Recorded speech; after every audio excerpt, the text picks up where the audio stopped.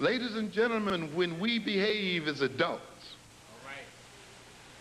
we must recognize that our behavior will be visited upon our children, and that our children pay for our misbehavior. As we say, an act does not end at the point of its occurrence. It continues to reverberate into the future and down across the generations.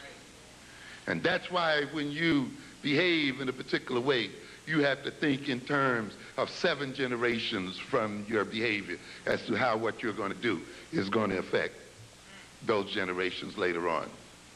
And even though those children may appear to be so-called innocent, they will still pay the price of your own misbehavior. This country, whose parents and whose adults have misspent its treasure, and while they have enjoyed that treasure, ultimately their children will have to pay the taxes or will have to pay the price. So we have a bunch of people out here who think they can rape and rob the world and think that they could have enslaved the world and think then that they are going to sleep well at night. It doesn't work that way.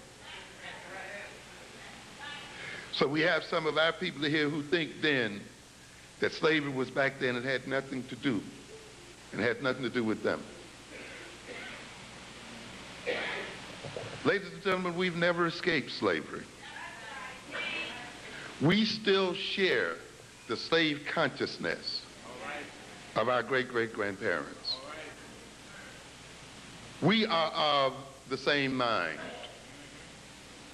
to a great extent that they were. We have not advanced beyond these people. How can I say that? I generally ask a series of questions.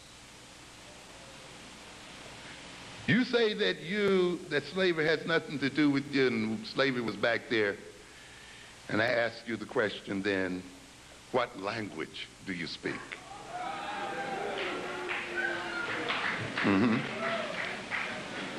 When did you learn that language? Was that the language African people were speaking when we were taken into slavery in America? In other words, the language we speak at this moment is what? A slave language. The language that our slave ancestors were forced to learn. And we still speak it, and you can still hear the pidgin, the Creole, and the other kinds of stuff in our language right at this moment that they had to go through. That language, with its words defined by history and by an experience, is the language we use today to guide our behavior. It's the language we use today to talk to ourselves. It's the language we use today to learn about ourselves and to learn about the world. It's the language today we use to try to understand ourselves. Is there no wonder then that we are still confused?